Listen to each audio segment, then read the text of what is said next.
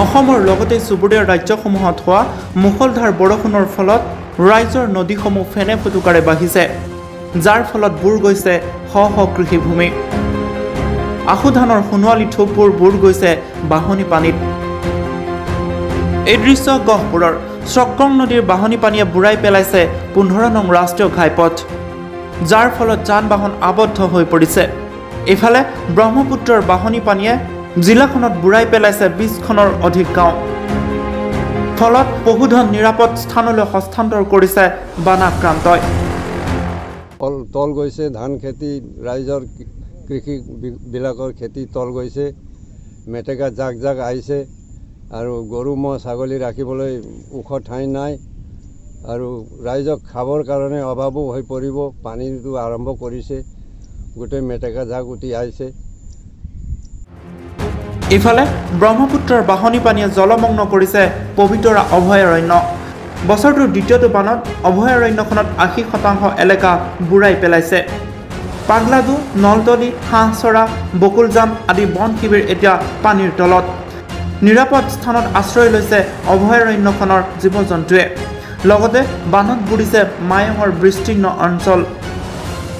পাহাৰৰ পৰা অহা ঢলে বিস্তৰ ক্ষতিসাধন কৰিছে জাগিৰোড অঞ্চল। 37 নং মৰিগাঁও জাগিৰোড সংযোগী পথটোৰ ওপৰেদি বাগৰিছে পানী, যাৰ ফলত অঞ্চলটোৰ দোকান বজাৰ পানীত সোমাই পৰাত বিস্তৰ ক্ষতিসাধন হয়। ইফালে মহানগৰীতো অনাকাংক্ষিত ঘটনা সংঘটিত হৈছে। মুষলধাৰ বৰষুণৰ ফলত কাহিলীপাৰাত সংঘটিত হৈছে ভূমিস্খলনৰ ঘটনা। ভূটানেও এৰিলে কুৰিচি বান্ধৰ পানীৰ ফলত বিপদসীমাৰ ওপৰেৰে বৈছে ব্ৰহ্মপুত্ৰ বেঁকি কালতীয়া নৈ। মাজুলীতো একেই পৰিৱেশ। সোৱণশিৰি আৰু ব্ৰহ্মপুত্ৰৰ বাঢ়নি পানীত বুৰ গৈছে শতাধিক গাঁও। বনগাঁও, শালমৰা, চুমৈমাৰী, জেংৰাই আদিকে ধৰি কেইবাখনো গাঁও বানৰ কবলত। ব্ৰহ্মপুত্ৰৰ জলপৃষ্ঠ বৃদ্ধি পোৱাৰ লগে লগে চামগুৰি লাওখোৱাৰ 1 নং ঘোঁৰাবন্ধা গাঁও জলমগ্ন হৈ পৰিছে। ইফালে পুৱাৰ পৰা মুষলধাৰ বৰষুণৰ ফলত ব্ৰহ্মপুত্ৰৰ পানী ফেনে ফুটুকাৰে বৃদ্ধি পাইছে, যাৰ ফলত ন অঞ্চললৈ প্লাবিত হৈছে। কি খেতি কৰিছিলে? মৰাপাট, জিকা, ভেন্দি, মৰাপাটকে আদি কৰি ধৰক যি সকলো ধৰণৰ বস্তু মানে চব্জি মানে ইয়াত আছে। এতিয়া নষ্ট হৈছে চব। হয়, মানুহবোৰ ক'লৈ যাব এতিয়া? মানুহবোৰ এতিয়া ধৰক যে ওখ ঠাই লৈ বা মথাউৰি লৈ আহিব লগা হ'ব।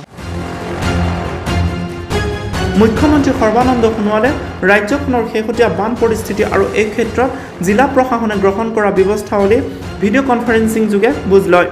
ধেমাজি, লখিমপুৰ, যোৰহাট, মাজুলী, শিৱসাগৰ, ডিব্ৰুগড়, তিনিচুকীয়া, বৰপেটা, চিৰাং আৰু বাক্সা জিলাৰ উপায়ুক্তসকলৰ লগতে আৰক্ষী অধীক্ষক, জলসম্পদ বিভাগ, খাদ্য আৰু অসামৰিক যোগান বিভাগ আৰু APDCLৰ জিলা পৰ্যায়ৰ শীৰ্ষ বিষয়াসকলৰ সৈতে বিভাগসমূহে গ্ৰহণ কৰা পদক্ষেপসমূহ বুজ লয়।